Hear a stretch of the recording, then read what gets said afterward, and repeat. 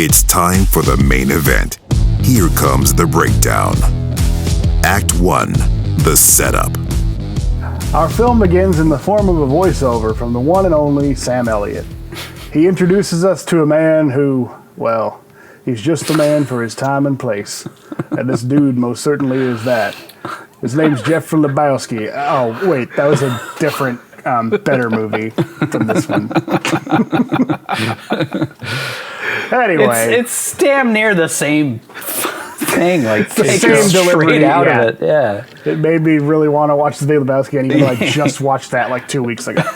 Nice. But I was really expecting him to say, "Well, sometimes there's a man. Sometimes there's a legend of the West."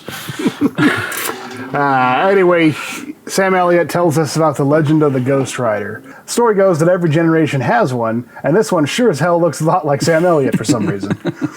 He goes on to say the Ghost Rider is some damned soul cursed to collect the devil's deals, and this Ghost Rider in particular was sent to San Venganza to collect a contract which contains 1,000 evil souls. But that contract was so powerful, he knew he could never let the devil get his hands on it. Even though all those evil souls would have just ended up in hell anyway, Yeah, that part didn't make sense. I don't really understand what the difference is. Because these people were evil, and they were in this town. Maybe in this universe, the devil literally has to collect the souls. They don't just end up in hell automatically when they die, and that was part of it. I don't know. But what's the difference? He collects all the souls anyway, then, if that's true. It sets up the conflict for this movie that never makes sense throughout the rest of the movie. There's parts of it that are just really questionable and weird. But anyway, Devil's after 1,000 souls, and this Ghost Rider wouldn't hand him over, and he took off. They really tried to we're going to really trick people with this Sam Elliott reveal in the very end. They're like, why'd you make the cowboy look exactly like Sam Elliott while he's describing the legend of the West? Quick fact, San Venganza means Saint Vengeance in Spanish. Ooh. I'm not too brushed up on my Catholic canon, but I don't believe that that's an actual saint. I don't think there's actually a saint named Saint Vengeance. Yeah, I'd never heard that outside of this before. And I know it's not a real town, of course. Yeah. But it is 500 miles from whatever town this movie takes place in, which I think is still Texas. I think they could have at least called it Santa Venganza, because it'd be like Holy Vengeance or whatever. But by calling it San Venganza, it's literally Saint Vengeance, which just doesn't make sense. I guess it works for the Ghost Rider thing. Yeah. He's the spirit of vengeance. Spirit of vengeance, yeah. That's what I'm saying, though. Santa Venganza would have made more sense. Holy Vengeance. Yeah. Although I guess he's not holy, so. Yeah. He could be. It's all up to interpretation. Yeah. Once he becomes a presence of good instead of evil, instead of working for the devil. Mm-hmm. By the way, this whole intro happens over a goofy-ass CGI face on Peter Fonda. It looks like Jack Skellington doll was left out in the rain for a few years, scored by the sound of a tiger growl for some reason.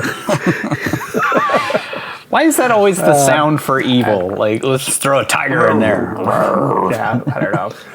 Some uninspired audio engineer. Trick somebody, we got to do a jump scare of somebody jumping in front of the camera with throw a tiger noise in there because that's scary. Triggers our primal instincts. Anyways, instead of giving him the contract, he decides to outrun the devil, who can magically appear anywhere he wants throughout the movie. He runs away by starting several brush fires as he and his horse run through the desert while the devil just stands there like a dope with his Halloween novelty cane. Yeah, they're he outran the devil, but the devil just stands there as his horse runs off. Doesn't bother to chase him or do anything cool. Makes you wonder if they were going to do something cool there, but they didn't have the budget for it or didn't have Peter Fonda for long enough to do anything. I have so many questions about that because he has complete control over the Ghost Rider when Nic Cage first becomes the Ghost Rider. But then he has no control over the Ghost Riders after that, either one of them. For the rest of time. This is 150 years later. Yeah. And he still doesn't know where he is, where he's hid the contract. Right. It's just weird. It's just a weird premise. Of all the things you could do with a guy who literally works for the devil, you pick this as your conflict in your movie. It doesn't make any sense.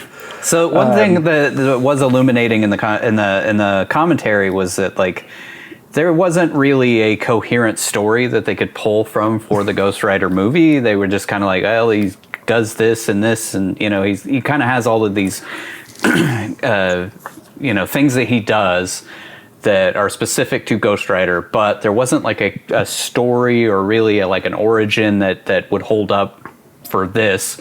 So they had to kind of come up with an origin. So he said he took a year breaking the script and trying to come up with what the story was going to be, and this is what came out. So he spent I a year. Tell script writers how to do their job, but I feel like you can hash together something a little bit more with 40 years of or 30, I guess it should be 30 around that time. 30 years of comics to draw from inspiration. Yeah. You can hash together something a little bit better than this one.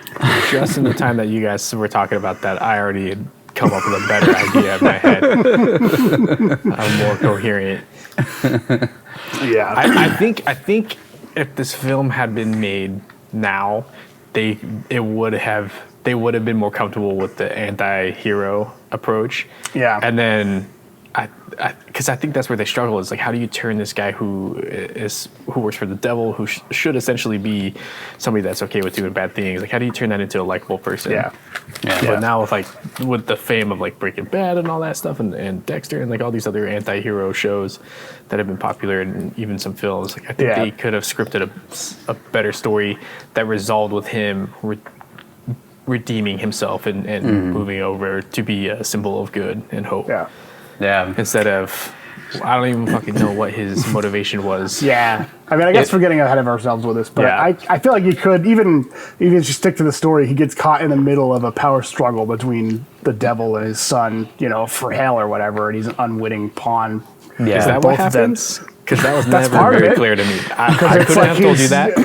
Right. They don't really set it up, but that's sort of the feeling I got. No, Is Blackheart shows up and is, fighting him with his daddy issues or whatever, and he gets sent to kill Blackheart. So you could have worked that into something a little bit with a little more, what is it, pathos, something, Yeah. Mm-hmm. Everybody can familiarize themselves getting brought into family drama and stuff. So just put it on a demonic scale. It was apparently the studio's idea to make Johnny Blaze likable.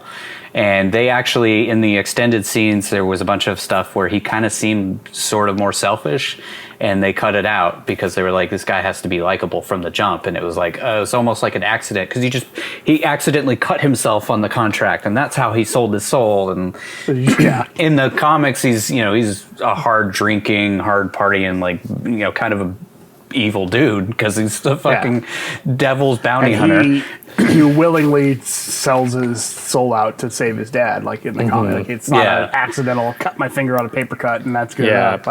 Essentially, they could have Iron Man this. And now, obviously Iron Man hadn't existed, but Iron Man started out unlikable, in the first film, and then he starts. That's kind of the approach they should have took. You have this unlikable person who, through the story, redeems himself. Mm-hmm. Yep. But instead they just have this weird, he's kind of a douchebag, but then he's not. He acts he's really immature about stuff. But he's also a man child. But he's got these sweet abs.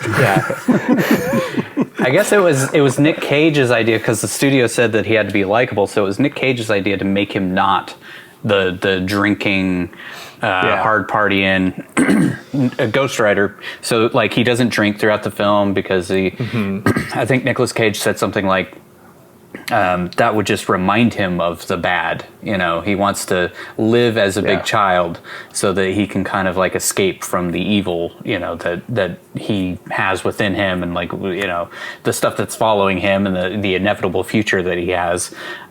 So that's why he eats jelly beans and out of a wine glass. Basically lives in the big apartment from that Tom Hanks lived in. All right. Anyway, sorry. Back on track. Tangents. Sorry. It's been a while. Then the moon bursts into flames, triggering the end of all life as we know it. Oh wait, that's just the beginning of the title sequence, which looks like someone had a little bit of fun in MS Paint. We see what we can presume is supposed to be the Ghost Rider's POV as he takes his bike off some sweet Hot Wheels ramps a few times before the title of the movie burns across the screen. Super mid-2000s cool title sequence.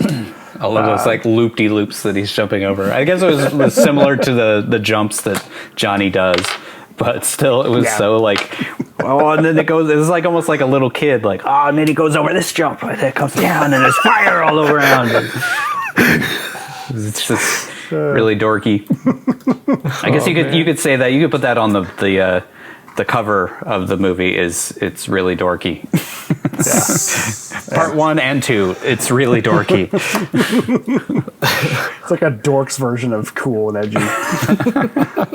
and then they come out of that music video and they're demons. And then he gets hit with a truck, but then he's cool because he's so cool. Bursts up and then pow! It's just a big explosion. Did you guys ever see that Onion video of the little 9-year-old riding Fast and Furious 5? It's kind of the same. And then she comes in and her boobies are showing, but they're not. But they are. I think we just wrote the third film. And then his friend turns into a blueberry. He turns into a mummy. I think we just had more of a writer's room on the movie day. Well, it was written by one guy, so yeah. Yeah, that's true. That was the guy who just, and in his head, he's playing action figures. He just got Ghost Rider, little action figures. And they kiss a bunch. Sets up a bunch of helicopters on the thing and motorcycle over. I only had a woman, so that's gonna be Blackheart. And then they kiss. Oh no, not Blackheart. Not Blackheart and the devil. No. Over at a super whimsical carnival where all the patrons are dressed like cowboys for some reason. It's because it's in the South, you know. Everybody dresses like cowboys. Yeah. Everybody in Texas dresses like a cowboy. Yeah. Well, I guess it's the 70s. Maybe they did it in the 70s or 80s or whenever they're supposed to take place in this show. It's never really clear what the time period is for this movie. I did notice at one point they say that there's like one of the ring toss games is only $2. And I looked it up and it's like in 1980, $2 was like $6.50 or something. Like, who the hell's paying that much for a carnival game? Seems like they just took a prop from a modern set and put it in there.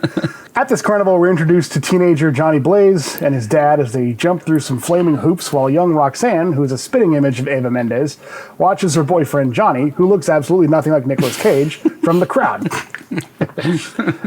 Their casting was all over the place with these. Mm-hmm. Wasn't it you mentioned there was multiple actors that they got to play? Yeah, they had Johnny Cage. They had two guys up against each other for the final, casting call, and one guy looked exactly like Nic Cage, and the other guy was the guy who's in the movie, and they picked the better actor out of the two. And they did put like the nose, the same kind of Roman nose that Nic Cage has on him, but it doesn't make him look anything like Nic Cage, so it's kind of pointless. He looked more like I don't remember his name, but Tom Hanks' son.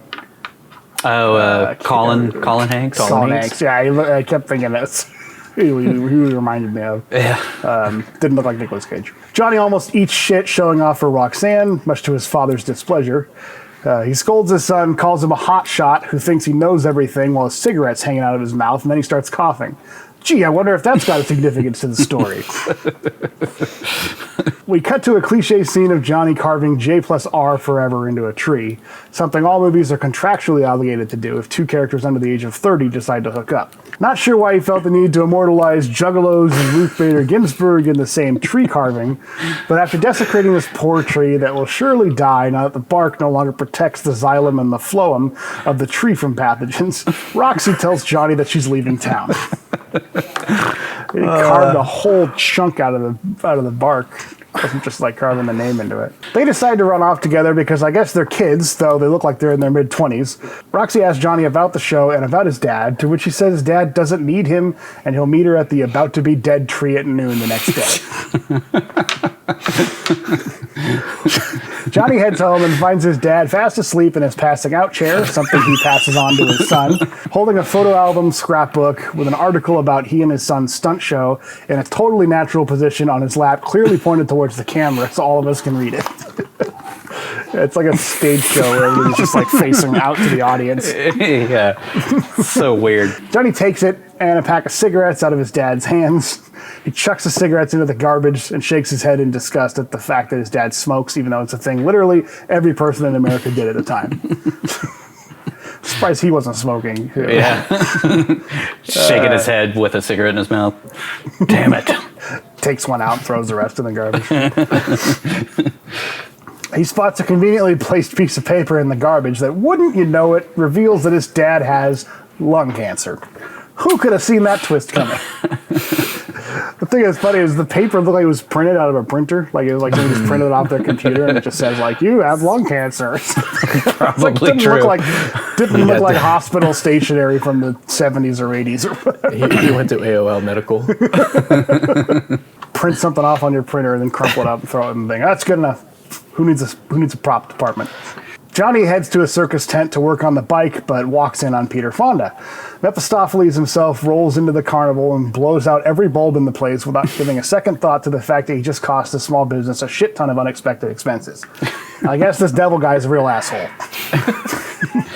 There's a cut scene where Peter Fonda like stops and looks at the bulbs bursting and goes far out. And I was like, thank God they cut that. So stupid. Like the devil who apparently this happens everywhere he goes for thousands of years would be like far out. I mean, I guess not thousands of years because light bulbs haven't been around for thousands of years, but maybe like flames went down. Far out, man. Far out. What is even the point of that? Why would you film? Because he said it in Easy Rider, and we gotta every time he appears in anything, we gotta do Easy Rider jokes. God. So there's another cut scene in the extended version where that bike that Johnny drives later on is actually his dad's bike, which is the same bike that Peter Fonda drove in Easy Rider. So Grace is actually the same bike from Easy Rider. Like, we get it, all right?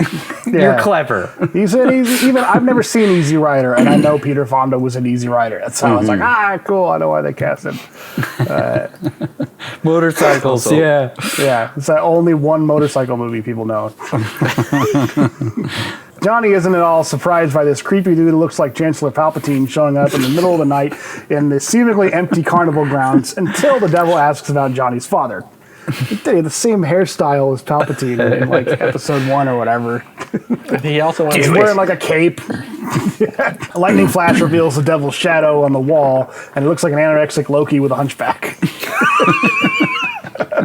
It reminded me of that. What is it? The thing from Spawn, the Defiler or whatever that big monster thing is, the stick figure looking thing. He offers Johnny a deal, his soul in exchange for his father's health. Johnny laughs it off until Mephistopheles produces a national treasure scroll that apparently has some super sharp edges because Johnny cuts himself on it immediately, which causes a drop of blood to fall conveniently on the signature line, thus sealing his fate. Okay. This is a question that I had. I thought the devil cut his finger.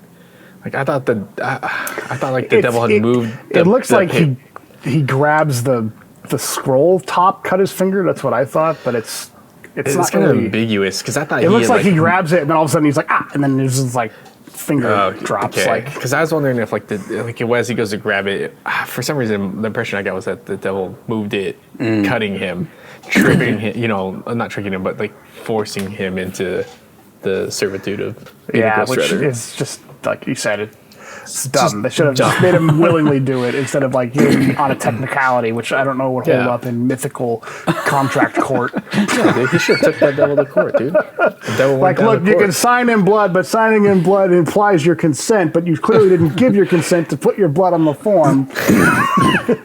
Plus, Your Honor, my client's underage. The physics of this don't make any sense. Like, how did Hey, it you go cut your from finger there and it down hits to the bottom? directly I'm sure on the Hell has a lot signature of line? lawyers. That's weird. I'm sure he'd be able to get through Dude, get a it's good just representation. It's stacked with lawyers and architects. The devil smiles and gives him some bedroom eyes. Johnny wakes up in bed with a eerie feeling that he's been raped. He heads to the police station to make a report, then, he just spots his dad in the kitchen, who's bouncing around healthy as a horse.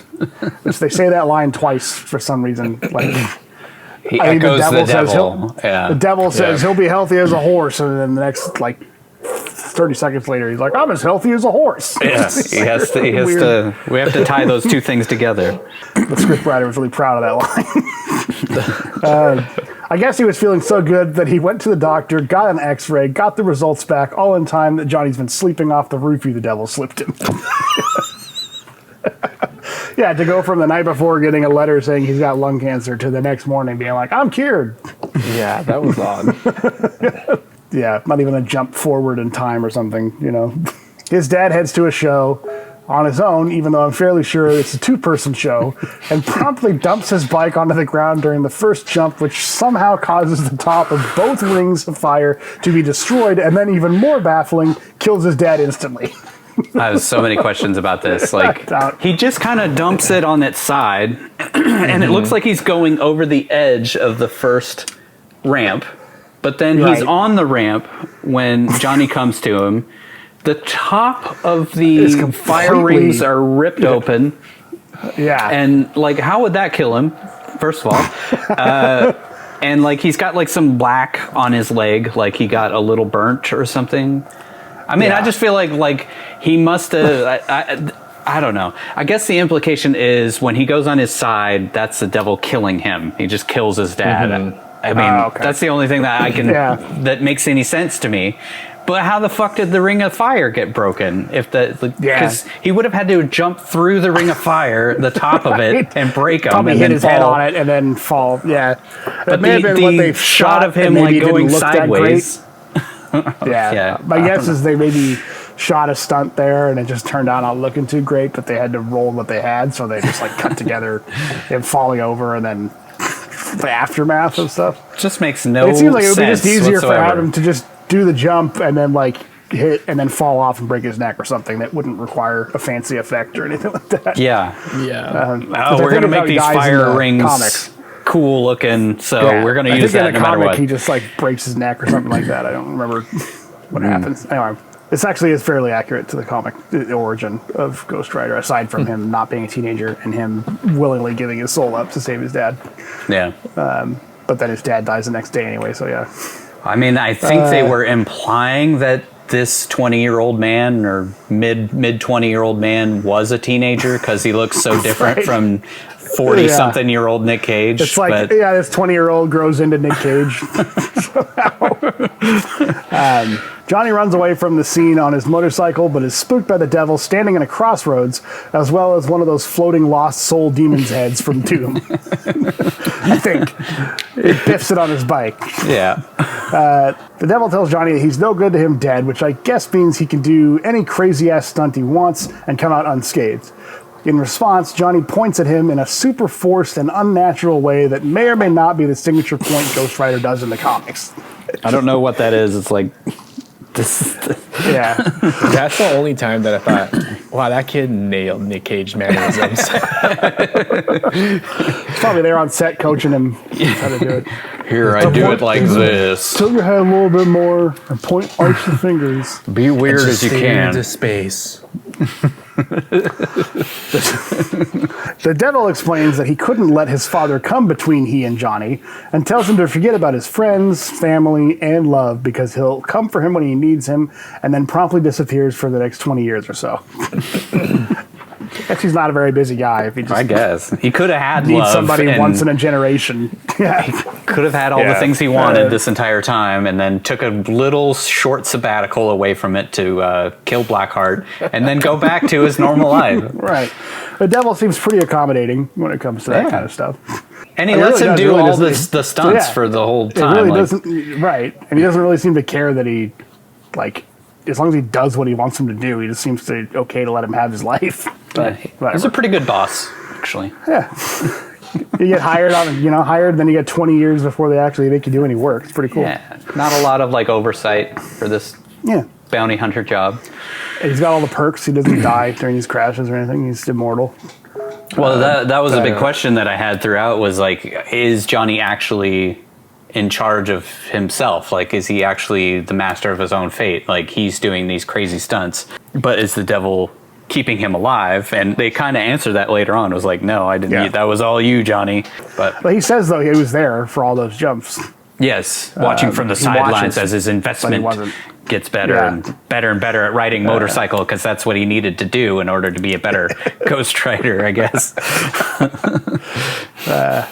Well, you can't have a Ghost Rider without a mount, so it just doesn't look right. Yeah, It looks stupid. I guess. Whether it's a horse or a motorcycle or a muscle car. Yeah. That's the new Ghost Rider. Ghost Driver. Yeah, the new one's a teenager who has a muscle car. It's actually pretty cool. All right. Finally, we cut to the goddamn legend himself. 14 minutes into this thing, Nicolas Cage's eyes come into frame, revealing that the 20-something-year-old kid from the previous scene, who looks nothing like Nicolas Cage, is actually 41-year-old Nicolas Cage. He's a world-famous motorcycle daredevil, who literally can't die no matter how insane the stunt is. But the devil is cool with this unless Johnny decides to love someone or something. Johnny's dreams have come true as he does a jump over a football field full of semi-trucks with thousands of drunk rednecks cheering on. Things don't go as planned, though, and Johnny slams his face into the front tire of his bike as he goes ass over tea kettle at the end of the jump. Was that a practical stunt? Because it looked That like was it looked actually practical. Both he and the bike were on a cable, but the face hitting the front tire was not planned. They didn't expect that. He ended up going unconscious, and when he woke up, the first thing he said was it usable? And so they used it in the movie, and apparently that's what all stuntmen say is like, hey, if I get injured, as long as it looked cool, you should use it in the movie. You shouldn't have any qualms about that. That's, that was exactly what the stuntman said, was like, yes, I got hurt, but it looked cool. Use it. Yeah. I also counted, I think, at least 24 trucks lined up. I stopped at one point and tried to count them all. So I didn't know how to measure the distance out. I did it later for the Blackhawks. You also did it. So I did, yeah. That was kind of nice. But I just want to say he jumps over at least 24 semi-trucks sat next to each other. But he doesn't impressive. he doesn't have love this time, so he screws up the jump. But next time, instant, super easy. Super easy. Barely an inconvenience. Not even. Wow. Yeah. Not even a moment of doubt Yeah. as he clears those helicopters. His trained staff of helpers run to his aid because they're positive he just broke his neck. They pull his helmet off immediately and smack him in the face, severing his spine, leaving him a helpless quadriplegic. Oh, wait, no, he's fine. He throws on some shades and points crazily to the crowd who cheer for the guy who didn't land the jump they all just paid money to see him make.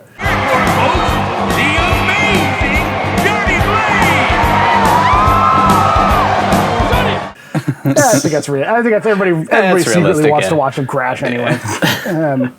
Those on the points tour bus are nuts, though. Like, what the hell was that? Yeah. It's That's definitely, definitely a Nic Cageism there, yeah. On the tour bus, all motorcycle stuntmen have tour buses and do shows in every town in America, right? I guess they were harkening back to Evel Knievel, but this is also I just don't feel like after Evel Knievel. Like Evel Knievel even was like every frickin', like he's just constantly on tour. Like it's like one every year or one every 3 months or something like that. Yeah. Hey, it was the 2000s. They didn't have a lot of entertainment available, so I guess. What, you want to go watch Ghost Rider in The theaters? internet hadn't been invented. It was a different TV time. was just on the cups of being created. Nic Cage sports a goofy-looking cowboy hat that looks like they bought it 10 minutes before the scene was shot and enjoys some jelly beans out of a martini glass, as you do. Yeah. Who doesn't? Oh, yeah, it's Martine Glass. He gets bummed out when Mac, the movie's comic relief, won't switch the channel back to a documentary about howler monkeys and instead watches a report about how Johnny Blaze doesn't seem to be able to die no matter how crazy the stunt. Do you notice that Mac the jelly says- beans are all yellow and red throughout the entire movie? Yeah. It Little had to be Nic details. Cageism. Oh, I think it was because it was the fire colors, so red and yellow. Oh, yeah. All right, Dan. I was going to say, it wouldn't surprise me if Nic Cage only eats lemon and cherry jelly beans or something in that combination. You want some jellies? One of my favorite lines of the whole movie. Want some jellies? There's a later part in his loft where he sits in a passing out chair with the jellies, but he's drinking jelly beans instead of... Max says Johnny should be dead after the crash. Johnny says he got lucky, to which Max says he's got a hunting dog named Lucky who's got one eye and no nuts, and that Johnny has an angel looking after him. For some reason, I'm picturing an angel with one eye and no nuts snapping his fingers while watching them wrench the helmet off Johnny's lifeless body after a neck injury to heal Johnny's severed nerves. Also, I thought that was weird. Like, he's got one eye and no nuts. Like, yeah, a lot of dogs have no nuts. That doesn't seem like a grievous injury to bring up. He's lucky, you know? To say he's got one eye and 3 legs or something. Yeah, well, the no nuts thing is pretty universal for most dogs. That's what I mean. It's standard. Like, you probably don't see in an accident. Unless it was an accident. But ooh, touche. Nobody accidentally removes their dog's leg, you know? Or are willingly removes their dog's leg. Maybe he jumped over a barbed wire fence. Ow. Suddenly, sorry. Yeah, and then they're like, maybe it's something, what did they say? Maybe he's got a one-eyed angel, or one-eyed. Maybe he's got a guardian angel watching him, and Johnny says, maybe it's something else. And he looks into the window, and there's a skull reflection over his face. Spooky. Suddenly, fire rains down into the desert from skull-shaped clouds, and the most emo-looking bad guy of all time appears and makes a super dumb, over-the-top CG demon face directly into the camera, punctuated by the sound of a 9-year-old girl screaming, making sure audiences around the world will instantly hate this stupid as fuck spooky character. Ooh. That's the introduction to Blackheart. Yeah. Can't tell. We weren't big fans of Blackheart, nor his Lost Boys. His boy band. No. His Lost Boys. Zach Bagans looking ass. Eyeliner McDouchebag makes his way into a biker bar conveniently located in the middle of desolate nothingness, but is stopped by a chubby neckbeard who says, "I think you might be lost, boy." To which he says, "No, you're thinking of The Lost Boys, which is a much better movie than this. I'm Blackheart, a pretty badass character from Marvel Comics who in no way resembles an effeminate teenage goth kid wearing his mom's pantsuit and scarf who looks like he could be blown over by a stiff breeze." Or at least that's how I remember the scene going down. Blackheart then puts a finger on the biker's chest and mummifies him down to a shell of his former self, which on the bright side did help him lose some weight. Johnny apparently lives in the Texas equivalent of Compton, according to Mac, and he rambles on about how Johnny doesn't have a lock on his elevator and bitches at his meal ticket about doing an insane jump he has planned for the anniversary of his dad's death. All the while, Johnny eats jelly beans, listens to the Carpenters, and laughs hysterically watching a monkey doing karate in a way that totally isn't overacting and totally wasn't just the director saying, "Hey, point and laugh at the screen like you're watching something comically funny." And then later at the end of the scene, he puts spooky, scary skeletons on the TV and watches that. I love Nic Cage, man. Mm-hmm. You're laughing at the monkeys. Oh, okay. Here we go. Johnny tells Mac that he's looking for a sign of some sort that proves he's actually the one controlling whether or not he dies in his stunts instead of the devil, and if it's possible that he can have a second chance at fixing his mistakes, like if he's got free will and can self-determine his life. Mm-hmm. Back at the Desolation Bar, Blackheart has turned all the bikers into spooky blue mummies for no discernible reason, except, I guess, in order to make a dirt demon named Gressel appear. So this guy chooses to spend an eternity being walked on by drunk bikers at a bar out in the middle of the desert. But then a water demon named Wallow, Jesus, appears out of nowhere like a super disappointing and dumb version of the T-1000 whose eye runs down his face like he's melting and then he flicks it away. I know this is a comic book movie, but all this shit feels like a 12-year-old wrote it. And then his eye comes down his face. He flicks it away. He flicks it away. Yeah, cool. And then it comes back normal. Suddenly, a Rastafarian fart demon called Abagor blows into the bar, and the four of them make super dumb faces at each other for a while as they form a pact to find the lost scroll of San Vengaza and rule the earth somehow. And with their powers combined, Earth wind, water, eyeliner. Form Captain Letdown. Yep, these are anti-heroes. Better lower your expectations down to 0.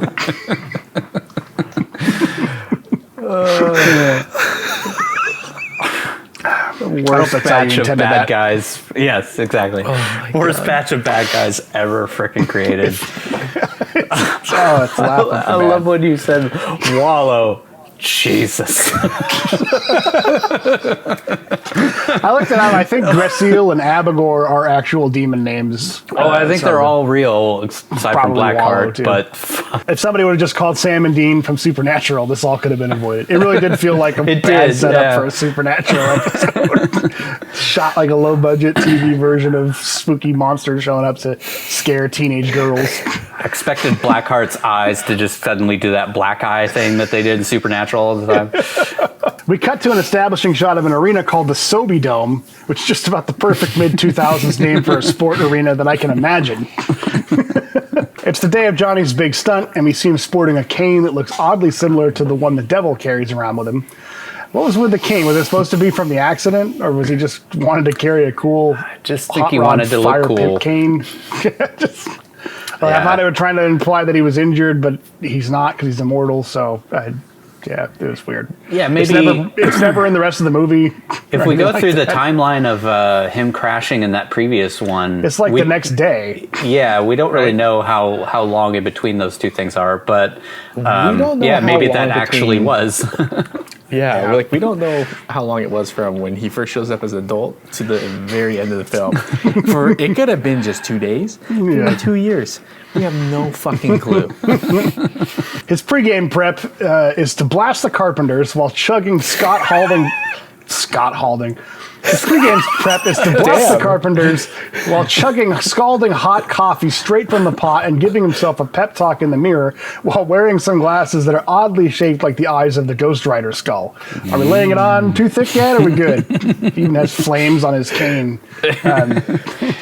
His pip cane. What is with the scalding hot coffee? Like he just takes it right Have off you ever of the tried thing. that?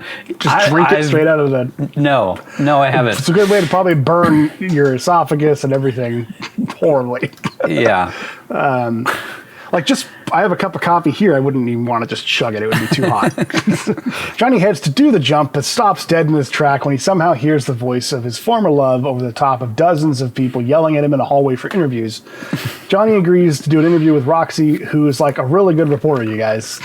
It's obvious Eva Mendes really practiced the nuances to really hone her performance as a small-town reporter, or big town. Who the fuck knows what town this is in? It's somewhere in Texas.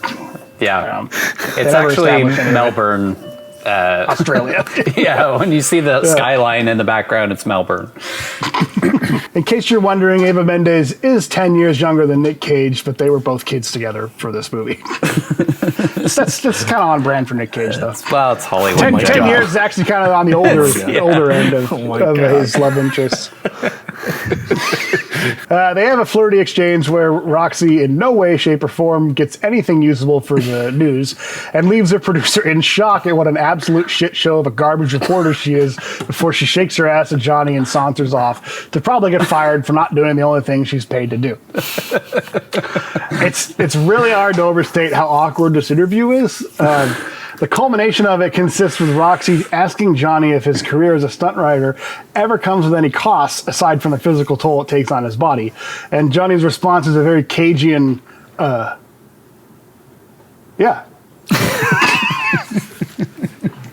Spot on. Bravo.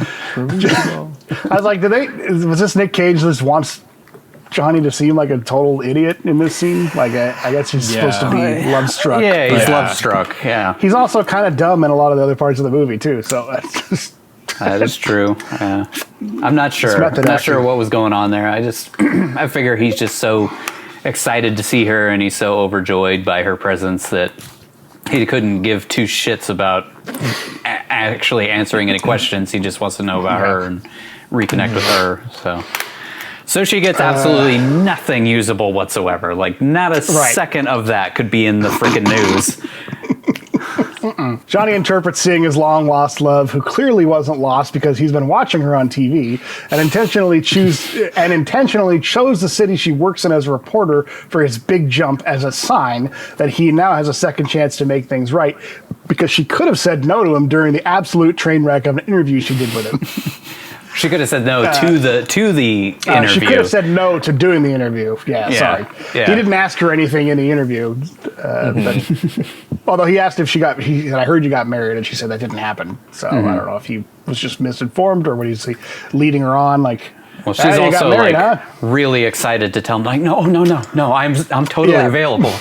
So she's like, it's like they just regress back to being a 16-year-old. Take it down, Mike. Johnny heads to do the jump, where Mac is excited that they removed the cars he was supposed to jump over.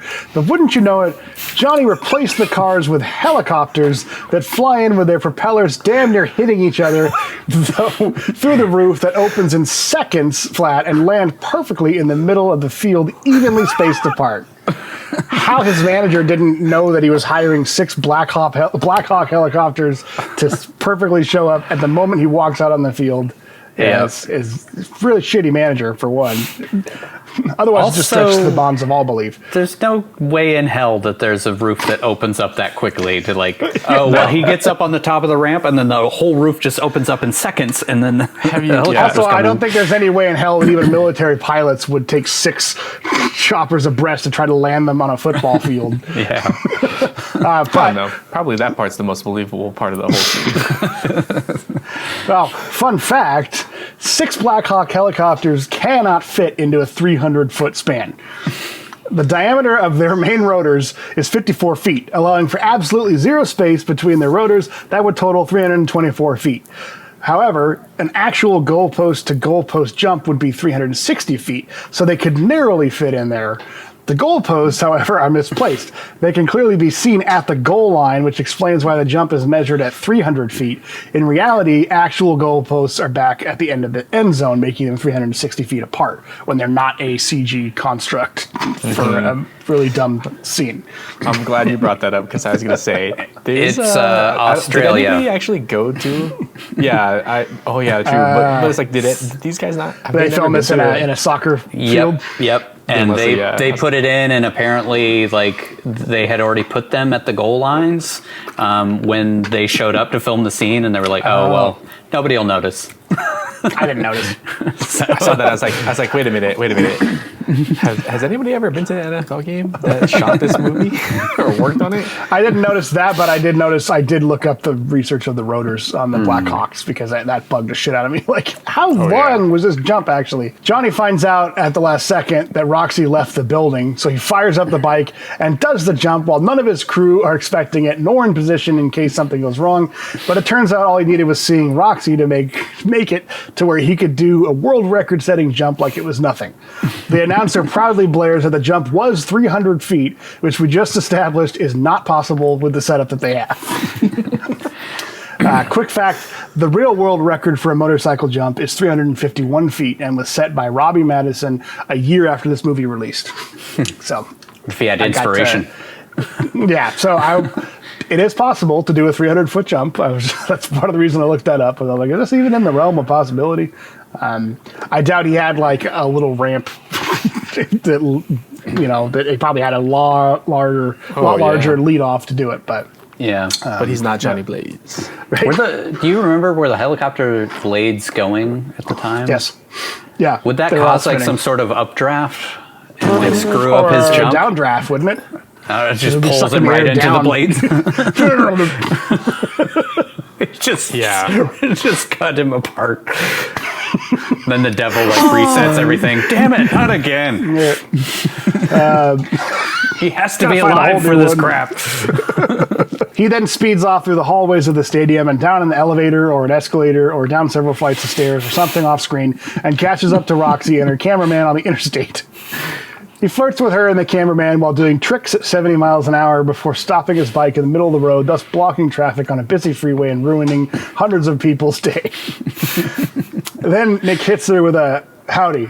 Then he rapily makes out with the girl he hasn't seen in 20 years and she agrees to go out with him for some Italian. Italian. That's the way he says You it. still like Still Italian? Italian. The 'Cause scene he's from ends not Texas. with the people. The scene ends not with the people stuck on the freeway murdering him, but instead a mob of meth addicts and mouth breathers begging him for his autograph because they all recognize him in their giant traffic jam he's created on the interstate. Then, magical Mr. Mephistopheles and the members of Breaking Benjamin meet up in the park for a chit-chat, complete with some terrible editing and some more dumb looks on our dumb characters' dumb faces. It ends with the devil calling his favorite creation to take care of these absolute doofuses, the Ghost Rider. That scene isn't the same at all in the extended cut. The extended cut actually happens at the bar. It's very similar, but it's just the two of them. So it's Blackheart and Mephistopheles just kind of chit-chatting back and forth about how like he's disappointed in him and, oh, Dad, your time has come, and you know, all that same stupid dialogue, but not in a park for like why were they in that park? I don't know. Seems like a good place to meet, devils. Probably didn't have a permit. They just went to some park at night, filmed it. Really I feel quick. like the other version was much better with them being meeting at seems the like it bar. would be. Like he Yeah. immediately picks Like, as up soon on as the he fact shows that up. he's there and that he's causing mayhem, and the devil Yeah. comes to rectify things. Act 2. It's about time we had some conflict, wouldn't you say? Roxy anxiously awaits Johnny at the restaurant and decides to consult the magic 8-ball oracle she has stashed away in her purse. You know, everyone carries around a full-size magic 8-ball everywhere they go, right? It's not just us, her and I. Well, she apparently doesn't get the answer she's looking for and decides to get trashed on wine, which I don't know if you guys have ever experienced a wine hangover, but it's miserable. Brutal. Pretty bad. Yeah. A lot of sugar. What is with the 8-ball? Like, I guess we could save it, but like, is it just to make her character seem quirky and Childish, fun? I guess. A I don't know. little joke to throw in there. She's like a 40-year-old woman. Or supposed to be. 30. She's supposed to be. Right. Yeah. Yeah, I didn't understand that part either. I just kind of figured like this is their way of like trying to make her fun and quirky. And I think it's supposed to be like she's not sure if she should be there, but she wants to be, but she doesn't know if, she's not sure if she can trust this guy who broke her heart 20 years ago. yeah. I mean, none of that was coming. But she's got to consult a before. novelty toy about it, Yeah, and then get sloshed on wine. that's how she. Maybe we're misinterpreting it. Maybe she's asking the 8-ball she should get hammered on wine. Then she pulls out a rabbit's foot right after that. I was Well, asking the he loves 8-ball me, for he this. Playing He Loves Me Not with a flower at the table. Well, meanwhile, Johnny hasn't even left the damn house yet. He's busy psyching himself out in the mirror while dressed like Johnny Cash when suddenly he gets a little hot under the collar. His hands start to smoke and glow red. Johnny somehow hears the distinct revving of his motorcycle outside, over a block away in a busy city neighborhood somewhere in Texas. I'm telling you guys, these fucking motorcycles are way too goddamn loud, dude. We just need to ban them. I hate motorcycles so much, man. Yeah, me Actually, no. I like motorcycles. I hate motorcyclists because I've never run across somebody who rides one of those things who doesn't ride it like an absolute douchebag. Just, let's rev it in this quiet neighborhood. Drive by, rumble people's windows 3 blocks away. I support all motorcyclists and motorcyclist lives. Johnny finds his bike on the street revving, but not vibrating in the slightest, and then repeats his completely unnatural and weird as hell point from the Ghost Rider comics when he spots the devil himself. I don't know what this is. Conveniently standing next to some product placement. Gotta love Texaco, don't you guys? Why is there a I Texaco in the haven't heard of alleyway? Texaco in a long time. Just Texaco still exists. Yeah, Yep. they Yeah, have they're to. still around. But it's just one of those things. Like this, I felt like from 2000 to 2010, there was just a ton of corporate sponsorship or promotion in these man. big budget films. These big budgets got to happen somehow. Yeah. Yeah. You have to pay back the extra $55 million that Nick Cage That's demanded. a question. So his dad was smoking Marlboros. Do you think Marlboro paid for product placement of this For of their cancer? product For causing lung cancer? or do they just use Marlboro's thing and it's good No, question. I wouldn't be surprised. I mean, there was just a lot of like cross promotion and contracts and all that stuff. Although they were probably like, cigarettes didn't kill him. So see, they're good. Buy our cigarettes, you won't die from cancer. Maybe it's that same brand from Gone in 60 Seconds. What was that? Impotence or what? Oh yeah, Impotent cigarettes. for the man that can't get a hard on. He explains that all the stunts Johnny's performed were his own, and he's been proudly watching him from the sidelines. But today is the day when he cashes in on his investment. He tells Johnny to find and destroy Blackheart, and, important detail here, has complete control of him, including his hands, feet, while they're on the bike, as well as the motorcycle itself. And like you pointed out earlier, never comes back into play ever again. He loses. He never after has he control sends him of out him. there. Yeah, can never Can't stop control him again. the old Ghost Rider who was on a horse riding away. Couldn't stop him from taking the scroll and running away. And then at the end of the movie, spoilers, he can't stop Johnny from doing what he wants to do. Johnny does whatever the hell he wants at the end, and then Yeah. so Maybe why? he can only control him in the very narrow constraints of when he needs him to do a specific thing, he can control him, which is go hunt down Blackheart. And maybe with the original Ghost Rider, he needed him to collect the souls, but couldn't control him once he got the souls. Like he's like, I'm just gonna run off with the scroll or whatever. Yeah, I'm trying to make sense of something that doesn't make sense. Yeah. Just trying Also, to turn logic so- on an unlogical thing. They kind of confirmed here, my question of like, was it actually Johnny performing his own stunts? Or was it the devil helping him and making it to where he couldn't die? Because he seems like he should have died from that last one, or the first one, where he smashes his face on the tire. So I guess the devil didn't have anything to do with it, and it was always Johnny. I guess.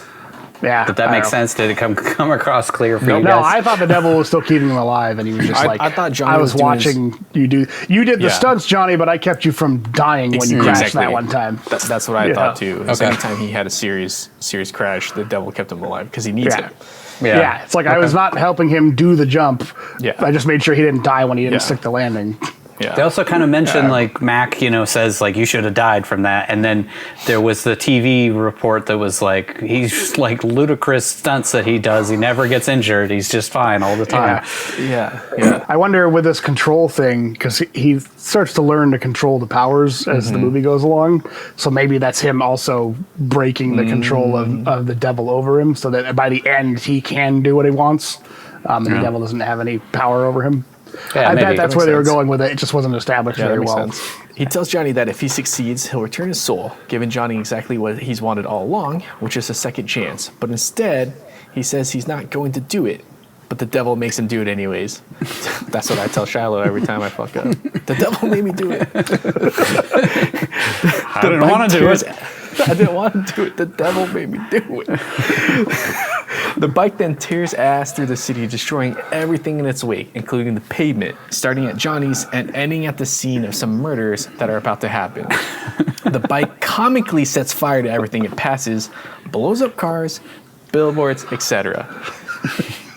And that's not because he's Ghost Rider, that's just because he's on a motorcycle.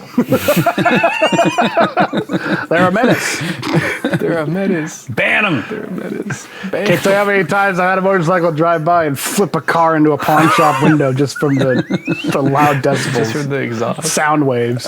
Over at the train yard, a country bumpkin version of Peter Griffin patrols the grounds with an old-timey kerosene lamp instead of a flashlight for some reason, and spots Earth, Wind, and Failure getting ready to smoke pot and blast a cure or something.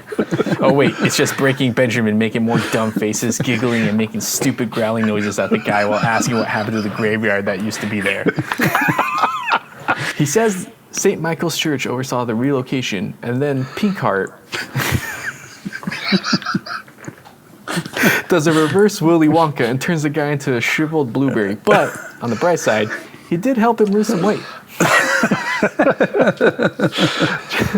Johnny arrives at a nearby warehouse or something, and smoke starts coming out of his eyes. His feet burst into flames and his skin catches fire. Nic Cage finally gets to go full Nic Cage and laughs maniacally with an insane grin on his face as he transforms into the fiery skeleton man that is Ghost Rider. at long last, 43 minutes into this thing, we finally get Ghost Rider. His laughing really reminded me of Bruce Campbell. From Yeah, it did. Yeah, like the way he did the facial expressions and like cameras like zoomed in on his face rotating around. Yeah. I wonder if that was inspiration for it, because it does feel I felt very like it Bruce did. Campbell. Yeah. It wouldn't surprise me if that's where he took that from. Just to pay a nice When he turns little into nod. Badass or whatever, and he's laughing like crazy. Blackheart somehow knew all this was going on from somewhere off screen and slow claps him while sporting this dumb look that is permanently etched onto his stupid face from start to finish in this movie. Ghost Rider gives him the signature point and tells him to go back to hell. Just great writing. Jesus. Suddenly, I was the so confused Rastafarian- of like, why is he in like a nearby place and not like where Blackheart and Earth, Wind, and Failure were hanging out? It was like just off in some warehouse, like just a little bit away from alleyway. it. We got to have a place where he can transform, where cameras are big enough to where there's enough room for cameras to go around him and stuff. It had to be, it had to be that, just so they could do the 360 spin on his transformation. Because, I mean, why not just have him show up at the train yard and transform there? Yeah, I don't know. I mean, he's there. He's at the train yard. He's just in a warehouse that's next to where they were. And I guess they heard him screaming. And then Blackheart showed up, clapping from off screen. Oh, that was amazing. I saw your transformation from clear the fuck down there a block and a half away. Suddenly, the Rastafarian fart demon swoops in to cause Johnny to hang from a chain and die. The credits roll and... he's just fine because he's a flaming skeleton possessed by Satan. He pulls the chain down to use an attack against Blackheart, but He is doesn't even stopped have by... a windpipe. Like, how are you supposed to choke to death? Get on my chain. You're looking into this too deep because none of this stuff makes sense. Because he pulls the chain down to use an attack against Blackheart, but is stopped by a sentient puddle of piss and then is run over by a semi truck. So none of this makes sense. Merciful. You know, the director sort of said that on the commentary. It was like, if you're looking into this deep, you're not like, what are you doing? This is a comic book movie. It's, and I'm like, I get it, but still. You're setting this in reality. Let's try and have some reality to the whole thing. Yeah. Just a little bit. I guess we're thinking too much of it. Well, What? No, we're spending 4 hours talking about this movie. How could we possibly be thinking too much into it? well, the dirt demon gets out of the truck and looks around ridiculously like he's Jason Statham before Ghost Rider appears somehow unscathed, punches him in the face, and then burns him to death with a hot chain or turns him into glass or something because he's dirt. I He just guess dries that's what out. it was. It's like he Bakes him? makes him so hot that he turns into glass, which I don't think you can turn dirt into glass, can you? No, but it he has can to be fire certain. like clay or whatever. So yeah, like sand turns into glass. Yeah. So is this guy sand or is he dirt, or he looks like dirt? He was on the floor of the biker bar and walked on by bikers because that's his fetish. But it was in the desert, so maybe it's sand. Yeah, maybe. Yeah. Okay. All right. All right. Well, then we'll call him the Sand Demon. It's my He's major Sandman. problem with this movie. Like, he's not threatened by any of these villains whatsoever. Like, he just mops the floor with them, and he's an immortal demon. Basically, he gets hit by a truck and just shrugs it off. Yeah. So it's like, why do they even think they could stop him one by one with their stupid little elemental powers? Why do they all attack him one by one instead of all, really joining in? It's always like, Right. like the piss puddle demon grabbed him by the legs and then the guy drove into him. That's like the only time that they work together. Like when he has the guy wrapped in the chain, the dirt guy, the two other guys could have been attacking him, and Blackheart could have been, Instead, it comically cuts to like just an empty shot of them. They just took off. Yeah. I love that shot. He's like, "Help me!" And it just cuts to wind blowing leaves See ya. across an empty roadway. They're just gone. Yeah, I never understood that. I was like, why? Like, they just like had this weird honor rule of 1v1, even though he's whooping the ass of each guy he comes up against. Well, they took off because they know that there's no way they can actually beat him. They have to figure out a way to like trick him and Right. Because they do get more creative down the road, and we'll get So there. it's always it's always great when your protagonist is so powerful that the bad guys immediately know they have no chance against him and just leave, even though the guy's literally never done this before, and this is the first time. Yeah, he only turned into Ghost Rider like less than 2 minutes ago. Yeah. It's great for storytelling. Mercifully, 1/4 of Captain Letdown is dispatched faster than an animatronic at Willy's Wonderland, and we're one idiotic, hilariously laughable, dumb shit villain closer to the end of this gang. Ghost Rider whips the chain around his body and then whistles for his bike, despite not having lips, mind you. He then turns his bike into the famous Hell Cycle, which looks like something out of an American Chopper and sounds like a weed eater for some reason. I will say, as corny as all this was, I thought it was awesome. I really liked the Hell Cycle. Just the whole thing, the whole Ghost Rider introduction, like him getting the chain and whipping the guys, and it was a cool, faithful recreation of Ghost Rider. I was really impressed. Man, like I said, I honestly, when I first saw this movie, I loved it. I thought it was great because it was, Ghost Rider. I mean, who the hell thought we would ever get a Ghost Rider movie?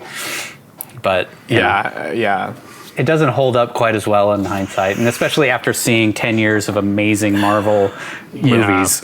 Yeah. It's kind of hard to look at this one without seeing its flaws, but still, I still like it. I don't know. We'll talk more about it at the end, but it's not as bad as we're making fun of it for. Ghost Rider tears through the city some more before stopping a guy mugging Rebel Wilson, who, important detail, happens to have the most funny scenes in the entire film. He growls at him like a T-Rex and gives us what we've all been waiting for, the penance stare. He points at the dude, says he's guilty, lifts him into the air and tells him to look into his eyes, where the mugger sees and feels all the sins he's ever committed, which will now play out in his head until the day he dies.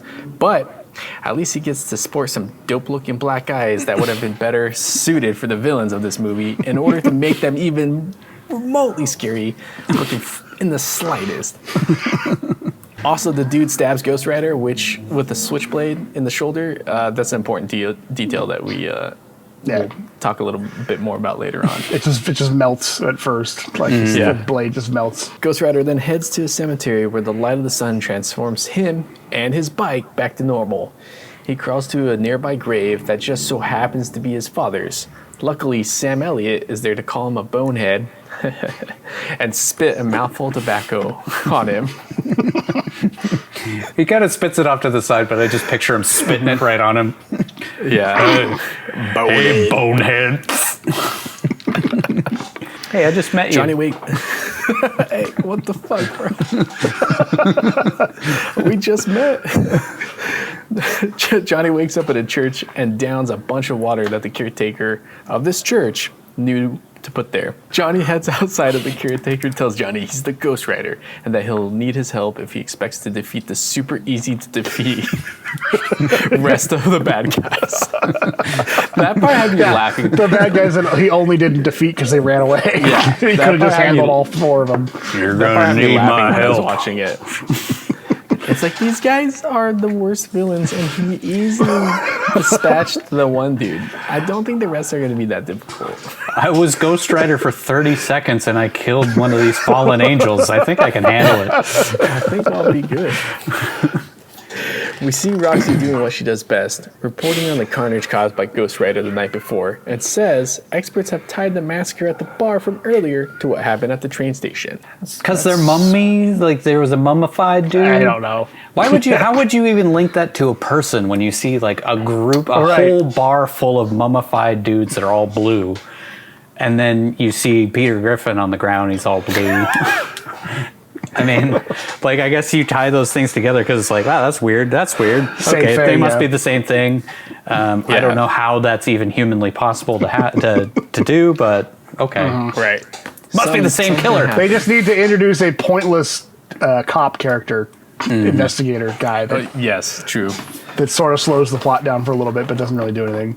Yeah, literally had no effect on the movie.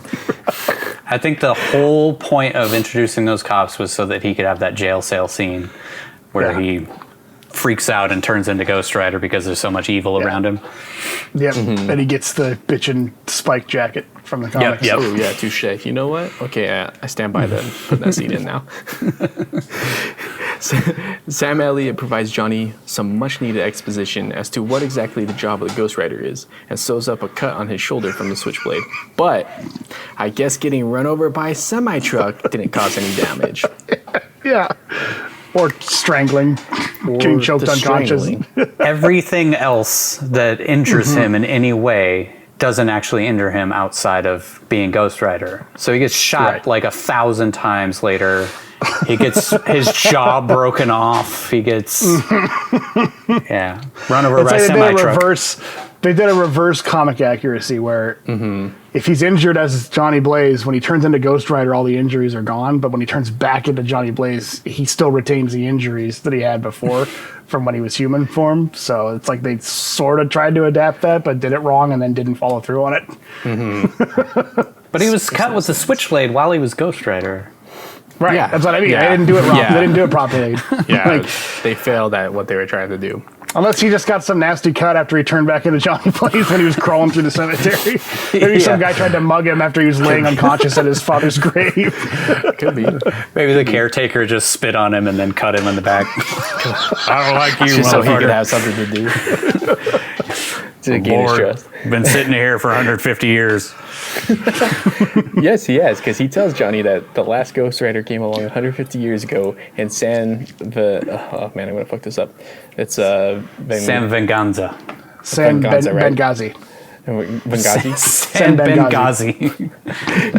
He tells Johnny that the last Ghost Rider came along 150 years ago in San Venganza. Tells Johnny he's got to find John Podesta's emails to solve it. Sam Benghazi. where everyone in the city turned on each other like the plot of Needful Things, and the city drowned in blood. He also explains that the super dumb bad guys are fallen angels cast out of heaven who hide in the elements waiting for the end of days. Finally, he says that he should hang around the cemetery because the demons can't step on hallowed ground.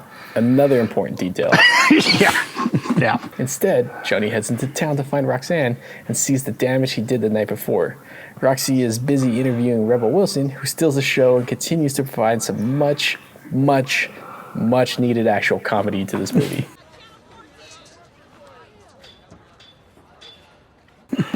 Move over, Mac. Rebel Wilson stole your spot as a comic relief. Johnny and Roxy have an exchange where Roxy breaks poor Johnny's heart by telling him her father was right in saying that he was just a phase. Then a forensic guy finds Johnny's license plate from his bike in the street. Johnny heads home and makes some goofy faces in the mirror to try to trigger his powers while sporting abs so tight, people are still trying to figure out if they were actually fake. How many girls and boys have paused that scene and rubbed one out over the years, do you think? I mean, would it be weird if somebody did that? I'll just ask it for a friend, guys. No. Glistening. He bones up on some Faust and learns how to control his powers, but is interrupted by Boobs Roxy, who comes to apologize for what she said earlier. She makes out with Johnny, but he pushes her away. She asks what his deal is, and he tells her the truth about selling his soul to the devil, being Ghost Rider, and tells her that she should run on home so she doesn't get hurt, while she's eyeing the door to run away, but doesn't. She just sticks around. That whole scene was confusing because it's like this. I kind of get like it's supposed to be like this back and forth between them, but she doesn't really. I don't know. It just didn't really understand. She still loves the guy, and she wants to connect with him again, and like he obviously likes her because he did that whole crazy stunt to like get her to go out with him, and then there had to be a reason why he didn't show up for dinner. So she's trying to figure out what the fuck that is, and then he comes out with this story, and of course she's just like, all right, well, I gotta go. Right. Like he's telling her like all this stuff right after she just did a report on all this crazy stuff. And there's people who've been mummified, and she's like, no, he's just crazy, but I still love him. Yeah. Well, she's a love interest in a crappy movie. She's gotta love him no matter what. Yeah, true. I mean, she even though from her perspective, he doesn't really have a lot of redeeming qualities right now. No, he has no qualities at all. Yeah. Other than those abs. Those abs. She of course doesn't believe him and says she's walking out the door forever. She takes off, and Johnny is abruptly surrounded by half of the police department of this still unnamed Texas town. They arrest him for burning down half the city and somehow mummifying a dozen people in another super cliche good cop, bad cop scene. Like, he's a stuntman who has no history of any of this stuff, and they automatically just assume that he has... Because they found his license plate. Yeah. They assume that he's the murderer. Yeah. In the middle of a bunch of other debris. I mean, that's what you That was do. also scorched. When you're famous, you just you develop supernatural powers and you go on murder sprees. All this though sets up probably one of the better scenes, right? Because they throw him in a cell full of bad guys, which triggers his Ghost Rider powers. He penance stares a skinhead and steals his jacket, completing his full comic book look, and melts the bars to the cell, then steals his health cycle from lockup. The scene with he points at the kid, and the kid is innocent. It's innocent. Because he gets out when he's penance there. I just wish that there was a little bit of Nic Cage in that voice. I think the voice is cool, but I wish it was just a little bit of semblance of Nicolas Cage, because when Nicolas Cage isn't on screen as Ghost Rider, it's kind of a waste because he's still playing Ghost Rider. We've seen the behind the scene pictures. He did play Ghost Rider in those scenes, but you really didn't even need him there for that because you're not even using his vocal performance. So whatever. Yeah. Right. Like you said before, a cop breaks his jaw off with a nightstick, which he promptly puts back into place. I wonder if we'll see a scene coming up of the caretaker sewing his jaw back on. Spoiler alert, no, because apparently the only thing that ever has to be healed when he transforms back is that stab wound. Yeah. He gives the cop what is this? The Dikembe Mutombo. He gives the cop a Dikembe Mutombo. Dikembe Mutombo. Dikembe Mutombo. Okay. He gives the cop a Dikembe Mutombo. That's a tongue twister. He gives the cop a Dikembe Mutombo finger wave and heads out into the night. Totally butchered that. That's a reference I don't get. I'll be 100%. You don't know Dikembe Mutombo? He's a runner, right? No, he's an NBA player who was the greatest shot blocker in NBA history, and he did this no, because he talks like Cookie Monster. He's he sounds like Cookie Monster. Talks like Ghost Rider. He talks like Ghost Rider. But I'm not a big NBA guy. He was an African player, African-born player who came over, and he was a great shot blocker. And every time he would block a shot, he would pose for the cameras and do the finger wave. No. You know what? We learned something today. I appreciate that. This is educational. I'm not big into basketball, so I'm sure some people are going to be. I feel like a lot of our references are probably 20 years dated. Yeah, they're going to be like, "This show sucks. I can't understand what they're talking about." Over in a church, Lameheart hassles a priest for the contract of San Venagaza. Oh my god, I'm going to fuck this one up. San Venagaza. Vengaza? Man, yeah, I fucking... Ganza, Mexican, I'm bad at Spanish. Over in church, Lameheart hassles a priest for the contract of San Vengaza, and I guess kills him having obtained no information whatsoever. And didn't we just also establish that hallowed grounds are off limits for these guys? That's one of my questions. He's in a church? Are they implying this church is are they implying this church is fake or something? It's not a real church or something? I don't know. I'm thinking too hard. They just screwed up. Continuity. Yeah. There's also a deleted scene where they show up at the actual church that Sam Elliott's been at the entire time and beat him up. Yeah. And I'm like, why did you even mention that it was hallowed ground? It's because they had to explain why they hadn't shown up and beat up Sam Elliott yet. Because he was hiding out of a church for 150 years. Until they do. And it probably would have been cheaper just to have the priest walk out of the church going home or something, and then they accost him in the street instead of having to film it inside the church, which doesn't make sense for the plot. They had to have that cool shot where the lights go dark behind Blackheart when he starts talking about evil stuff. Yeah. Right? Sure. Well, let's have him meet his dad in a random parkway for no reason. I wish I would have looked up the name of that park, because I'm like, if you have access to Aussie Kangaroo Park, then you're going to use Aussie Kangaroo Park. Oh, yeah? Ghost Rider tears through the streets while the entire police force chases after him, confirming to the world that heaven and hell are real. Monsters exist, and supernatural beings could be hiding around every corner. He rides the Hell Cycle onto the top of a bridge, then rail rides it into the water, and it somehow rides across the waves like a jet ski. The remaining members of Breaking Benjamin attack Ghost Rider in the streets. So he rides his motorcycle straight up a skyscraper, and Roxy sees it from her apartment, which is conveniently located like 2 blocks away, which causes her to believe Johnny's story.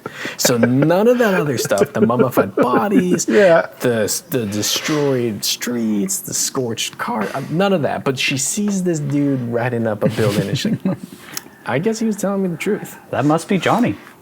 That's gotta be Johnny. That's gotta be Johnny. Flaming skeleton man driving his motorcycle ridiculously straight up a building.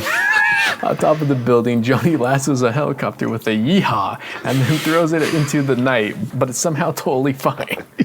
Then the wind guy, it's like spins sideways and does a complete like 180, and then it's okay. And then fine. Because that's physics. That's how helicopters work. Then the wind guy giggles like a little girl as Ghost Rider tries to lasso him.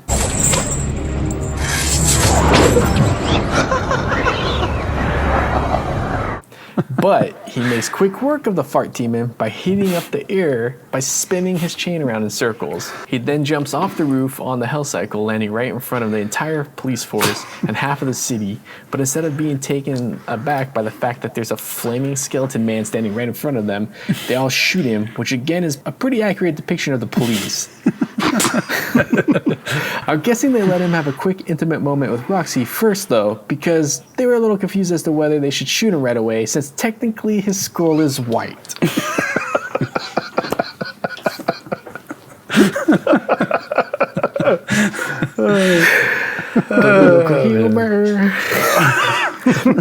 They blast the demon from hell 1,000 times with machine guns and such. So I'm guessing the caretaker is going to have a hell of a time sewing up all these bullet holes in the scene right after he reattaches his jaw.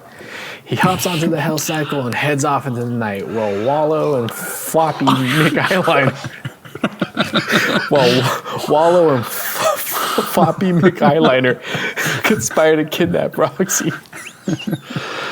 I still don't understand how he defeats Abagor by just twirling his flaming chain around him. Dude, like this demon from hell can't stand fire spinning around him. So let's trace through the 3 fallen angels. He whips his chain around the guy's chest and just heats it up for a second, like it's a freaking stovetop or something, turns him into glass or whatever. Then he just whips his chain around in the air for a minute and burns the other angel. It's like, what if he flew through a hot day? Would he have died? Yeah, that's what I'm saying. He's from hell. Like, why are the fires of hell damaging to him? Yeah, and then the last one is like, he didn't expect him to turn into Ghost Rider in the water. Yeah. And then he just boils to death. Like, that's so stupid. No sense. So I guess their weakness is heat for all 3 of them. Apparently that. Yeah. But it still makes no sense since they're all from hell. It's sort of what happens to Blackheart too, because he heats him up from the inside with the penance stare, I guess. I kind of question I don't know. I kind of assumed that Blackheart was the only one from hell, and the rest of the demons, I guess you're right. They say that they were fallen angels that just hang out on Earth in elemental forms until the end of days. Until the end of days. Because spoiler alert, because I can't remember if this has already come up, but we learned that Blackheart is the devil's son. Mm-hmm. It's already come up, I think. Yeah, it happened in the park. When they, I couldn't remember. How'd you forget the park scene? I remember the park scene, but I couldn't remember if that's where they had exchanged or if they had let you know that he's his son. It's got daddy issues. They had access to the Aussie Kangaroo Park. So they used it to the Aussie Kangaroo Park. Act 3, The Resolution.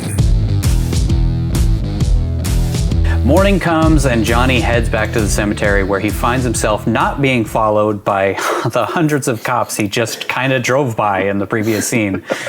He just kind of just scooted out. Oh, what do? We just shot at him. What are we going to do? We tried everything. We're out of ideas. We're not going to follow him or anything. I mean, I guess he rides off quickly. He but lights everything on fire when he's nearby, so if they follow him, maybe they'll burst into flames. Johnny explains to the caretaker that everyone knows he's the Ghost Rider. Don't you watch TV? Everyone knows that the most famous motorcycle stuntman on Earth that every hillbilly in America recognizes is also a fiery skeleton man who can ride his motorcycle up tall buildings and can't be killed by mortal instruments. Just so we're clear. That seems to feel like it would have a lot of bearing in the sequel, when he's just kind of a guy doing, good deeds. Anyways. The caretaker shows Johnny the previous Ghost Rider, Carter Slade's grave, and explains that he was the one who kept the contract of San Venganza instead of giving it to the devil. He tells Johnny that he needs to stay away from friends and family that Blackheart can use against him, so he heads straight to the only friends and family he has. Glistening, beautiful breasts, Roxy, shows up at Johnny's place, which is somehow magically not crawling with cops trying to figure out where Johnny, who blinded the dozens of prisoners that were in the cell with him, caused untold damage to the city, and is an undead skeleton demon, might have gone. She finds the comic relief, Mac, at Johnny's place instead of at the police station, since he's one of Johnny's only friends and would definitely be brought in for questioning. Am I thinking too much about this whole like they know it's him. They know that freaking demon from hell was him. But yet not trying any of the tactics that normal police would do. He says Johnny's career will be over if the press finds out that he got arrested or is an unholy monster from hell or whatever.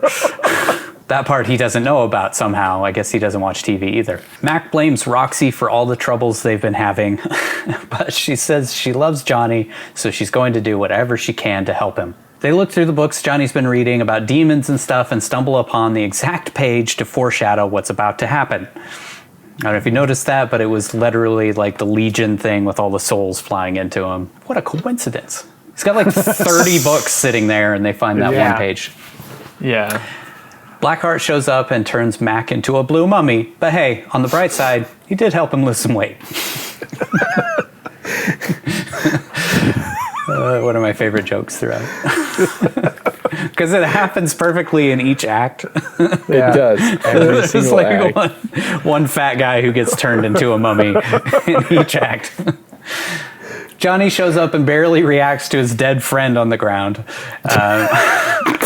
He just goes straight to Roxy. Mac. Roxy.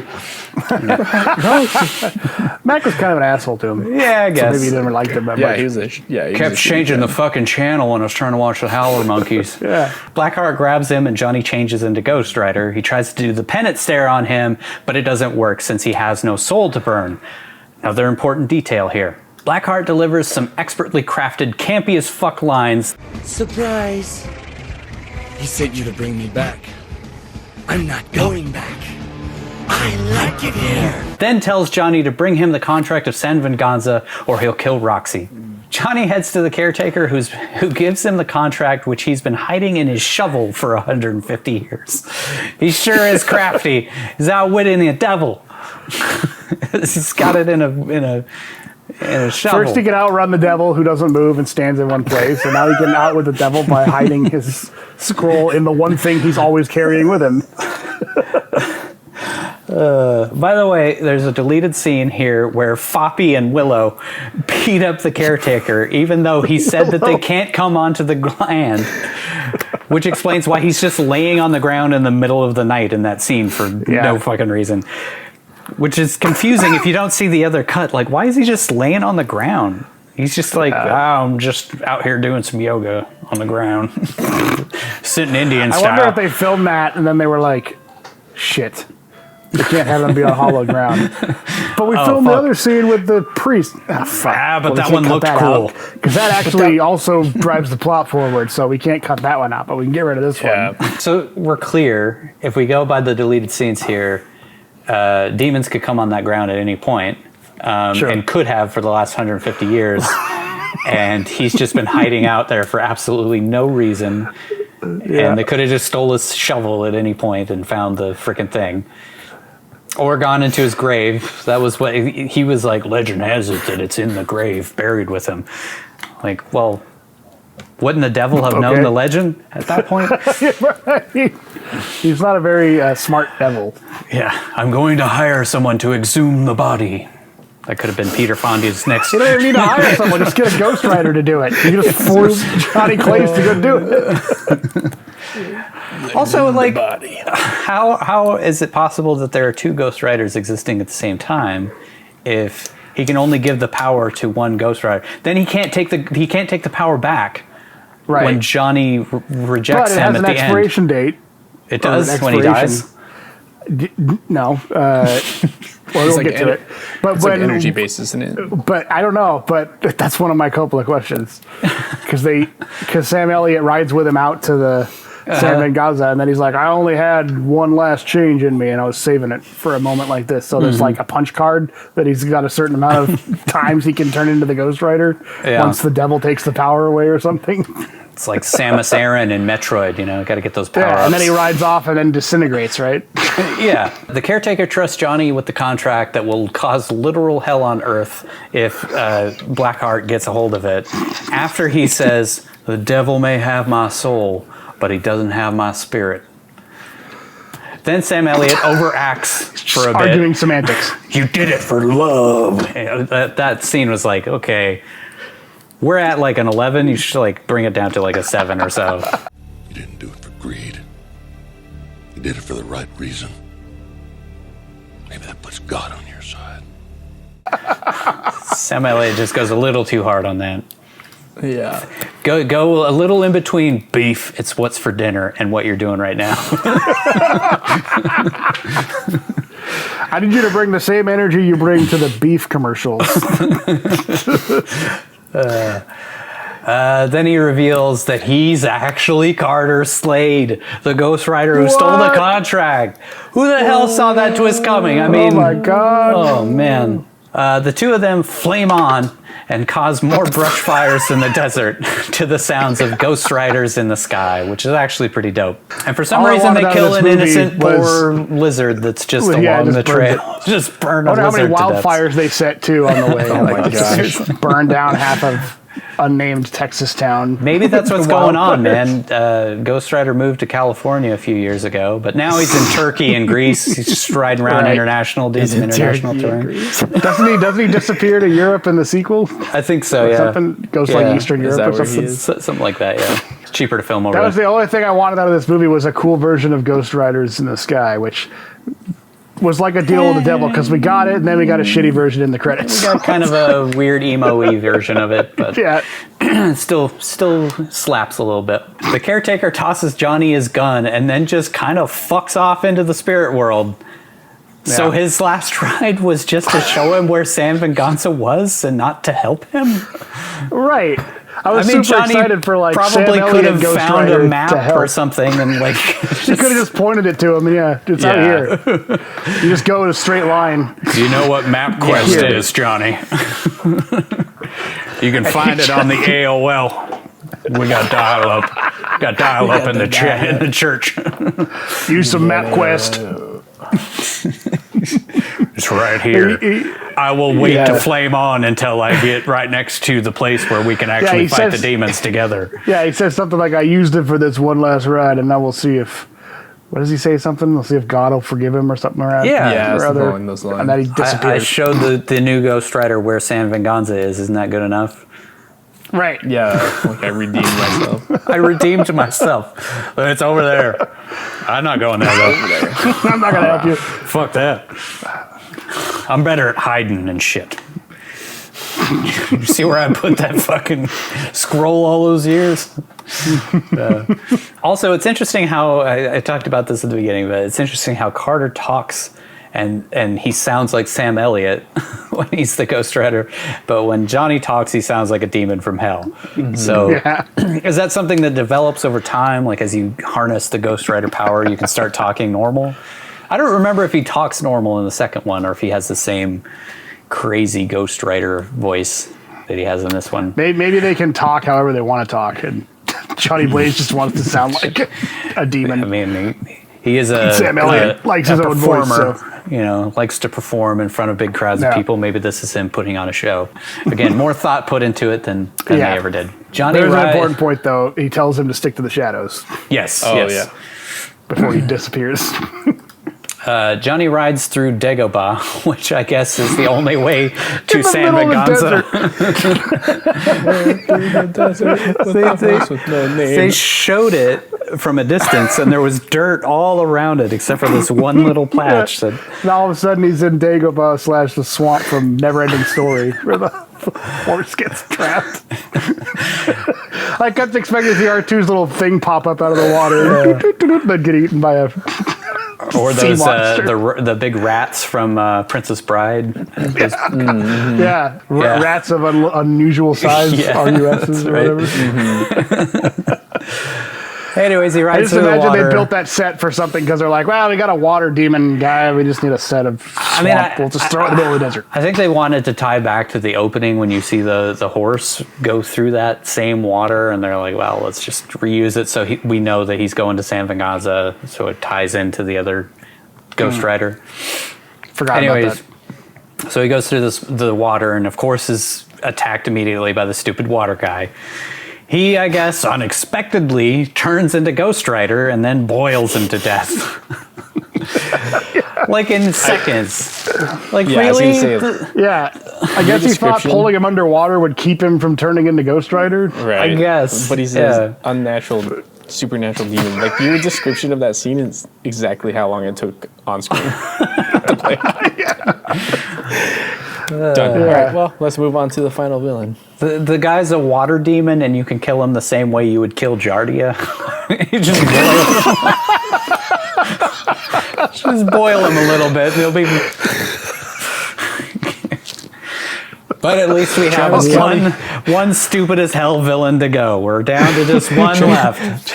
Travis County is being advised to boil their water before drinking it. So you don't drink a demon. Might be a fallen angel in the water. It's almost like they just wanted to get that guy out of the way too. They just wanted to get him out of the way so he could go fight. So he can go fight. They ran out of time and money. I feel like they just put those guys in there to show cool things that Ghost Rider can do, and they kill them in seconds. Like if you see the park scene where the fallen angels are standing behind Blackheart, they're all like scared to death of Mephistopheles the whole time. So they're kind of just pussies from the jump and just stay pussies to their deaths. So maybe they shouldn't have joined with Blackheart in the first place. But that one is like the worst Ghost Rider kill because like he doesn't even do anything cool. He just turns into Ghost Rider and then and it boils the water. Oh yeah. How did he kill you? He got me hot. It'd be like Superman defeating a villain just by opening his shirt up with the S on it, and then the guy just dies. Wait, doesn't he do that? he boiled the beaver fever out of me, and now I'm dead.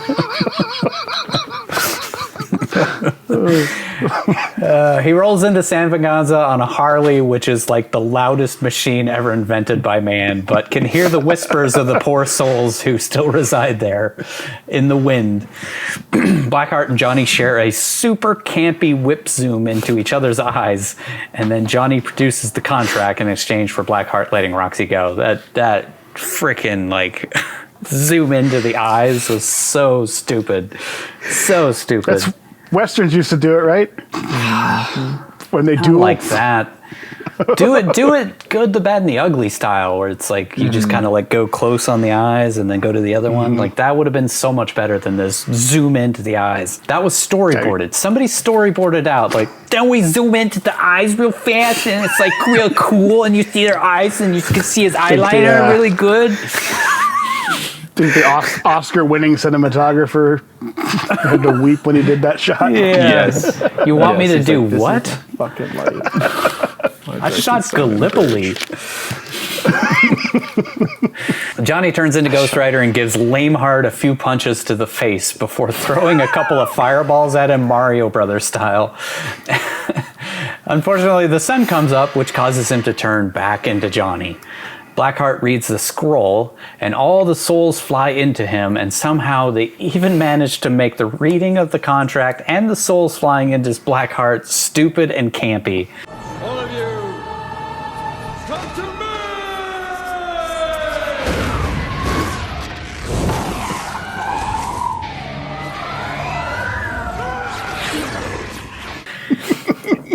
I don't know if it was Wes Bentley's choice to make the villain so laughably wimpy and over the top, or if it was just the heroin.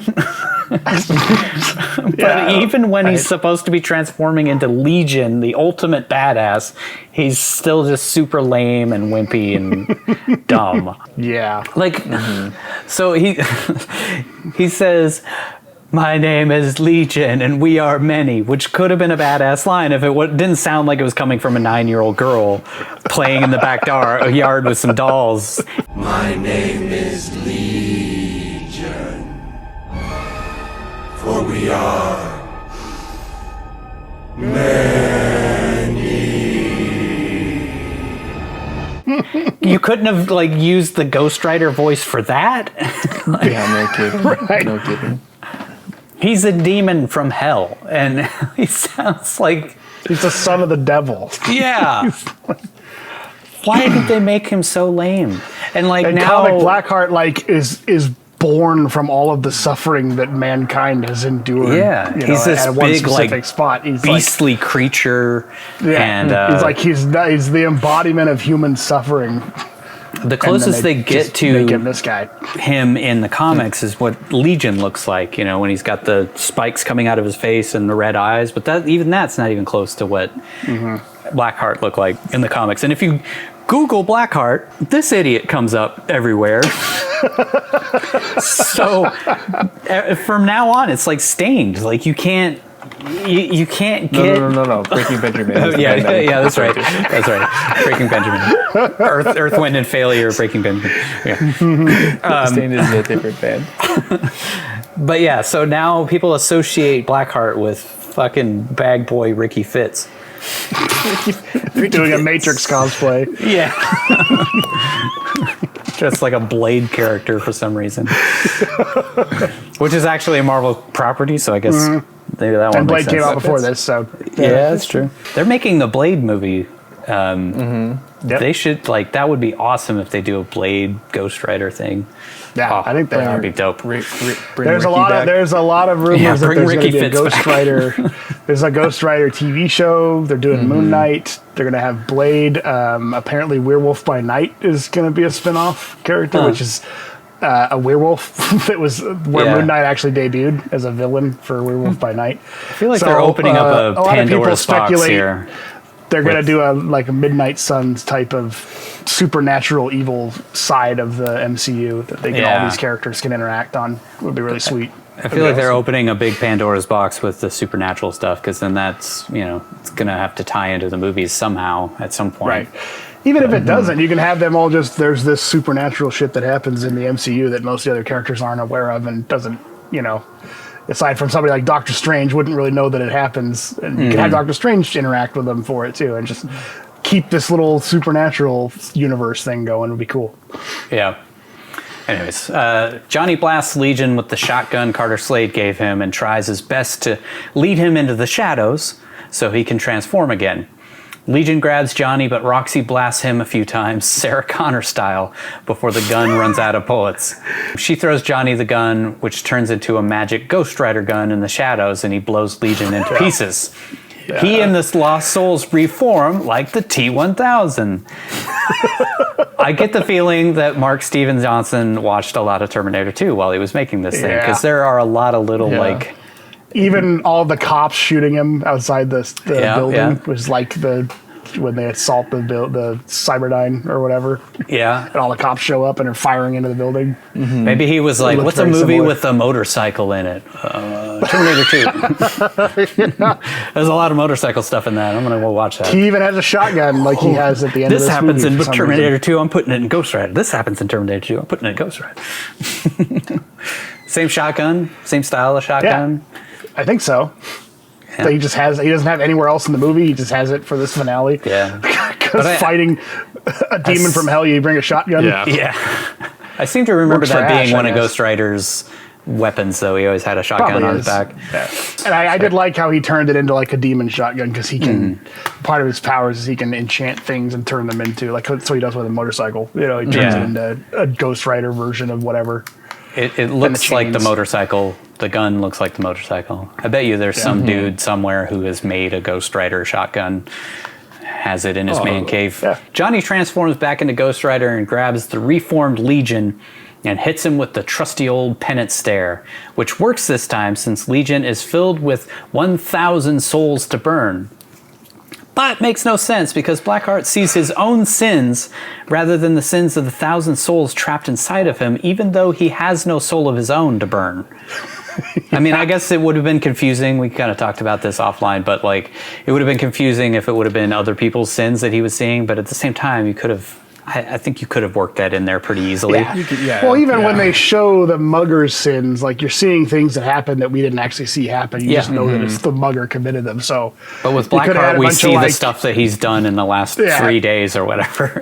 Instead of like some old timey Western, some guy robbing a bank and shooting some people, or some guy standing. I think it would have been clear, or something. Maybe it would have been too expensive to shoot all of those scenes. I don't know. I'm sure there was a reason for it, but it just doesn't make sense that Blackheart sees his own sins when he doesn't actually have a soul still. It's the transitive property of soul gathering. Once you gather a bunch of souls, now you have a soul, and now you can you can suffer the same fate as the penance stare. His eyes burn out like the mugger from earlier, and Ghost Rider tosses his effeminate ass to the ground.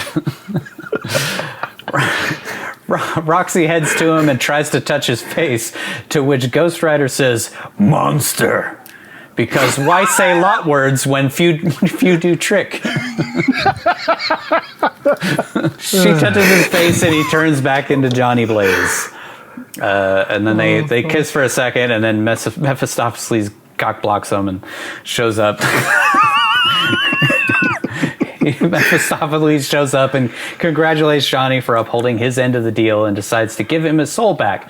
But Johnny decides rather than take the deal and start the life he's been trying to get back this entire movie, he's going to just stay the Ghost Rider and be the spirit of vengeance who protects the innocent from evil. The devil gets pissed off and just kind of leaves.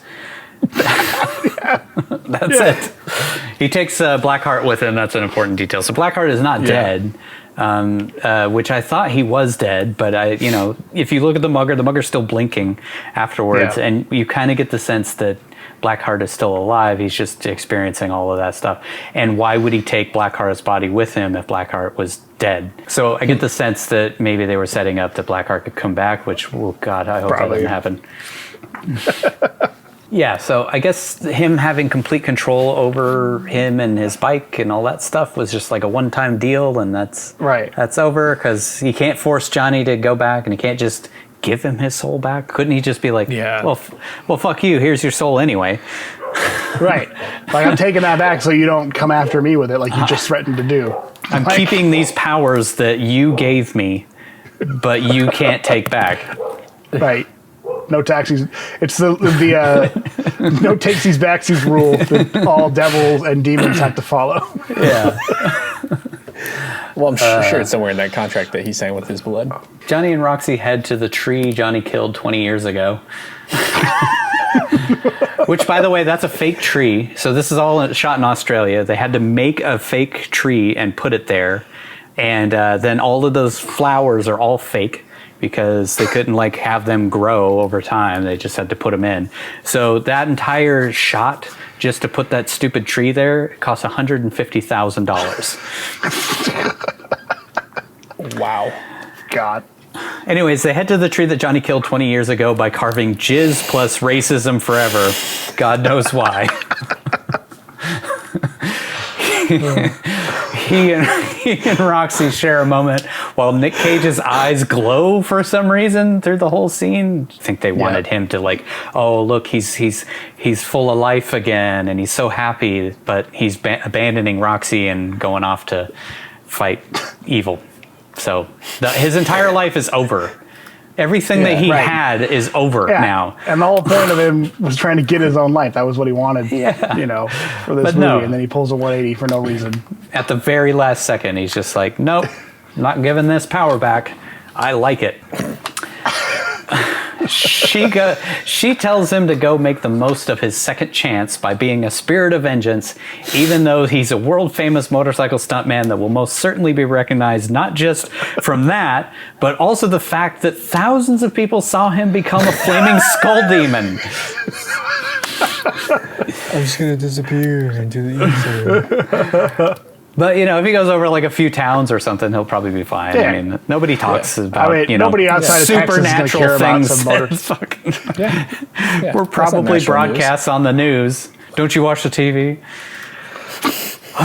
They got monkeys on there. Johnny rides off into the sunset before one last transformation into Ghost Rider in a really strangely shot scene where like he's zooming down the desert and like everything's blurry around him except for his face. And then he does an eyebrow raise and then turns into Ghost Rider. Probably The end. Yeah, just a shot for the trailer. Wow. That was a mission. That was a marathon. Wow, I can't believe we spent 3 hours on Yeah. Ghost Rider, for Christ's sake. Yeah.